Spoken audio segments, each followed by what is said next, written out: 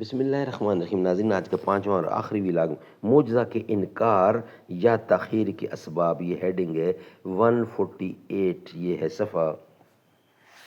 ناظرین، اردو زبان میں سرور عالم صلی اللہ علیہ وسلم کی سیرت پر جامع ترین کتاب سیرت النبی صلی اللہ علیہ وآلہ وسلم۔ رائٹر اس کتاب کے علامہ شبلی نعمانی رحمۃ اللہ علیہ، علامہ سید سلیمان ندوی رحمۃ اللہ علیہ، جلد سوم۔ بسم اللہ الرحمن الرحیم۔ الحمد للہ رب العالمین والصلاة والسلام علی سید المرسلین وعلی آلہ واصحابہ اجمعین۔ دریں حسرت سرا عمریست افسون جرس دارم، رفیز دل تپیدم ہا خروش بے نفس دارم۔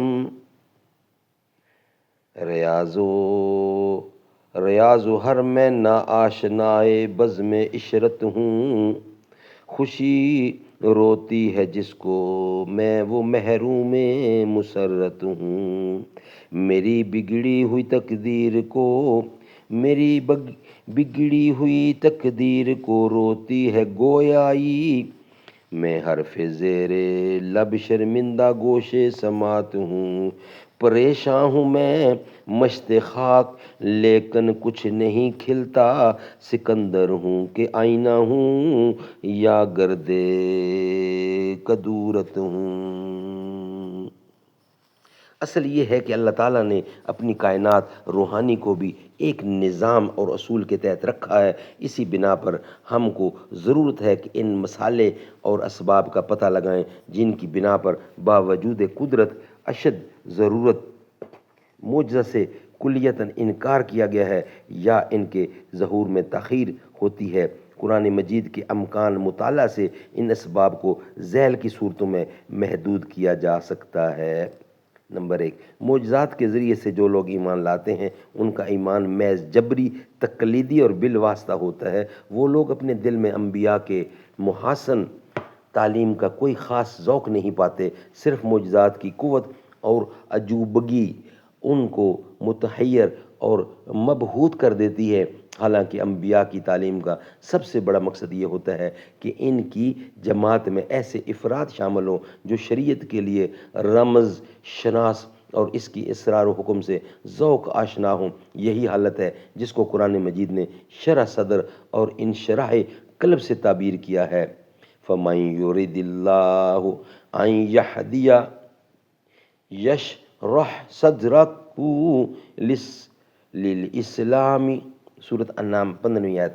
جس کو خدا ہدایت دینا چاہتا ہے اس کے سینے کو قبول اسلام کے لیے کھول دیتا ہے۔ ناظرین، آج کے پانچوں ویلاگ کمپلیٹ ہوئے۔ انشاءاللہ ویلاگ نمبر 1 جو کل آ رہا ہے آپ کے سامنے رکھیں گے۔ آج کے ویلاگ ہمارے کمپلیٹ ہوئے۔ جو طوفان کی خبر سن کر لرزتے ہیں کنارے پر، میں ایسے بزدلوں کو ناخدا کہہ دوں یہ مشکل ہے۔ یہی ایک بوریا ہے چھین لیں درویش سے، بے شک شہنشاہوں کو ذل کبریا کہہ دوں یہ مشکل ہے۔ خدا مشکل میں خود مشکل کشا ہے اپنے بندوں کا، کسی مشکل میں ان کو میں کہہ دوں، کسی مشکل میں ان کو مشکل کشا کہہ دوں یہ مشکل ہے۔ جو ہوں فرعون میں ان کو خدا کہہ دوں یہ مشکل ہے۔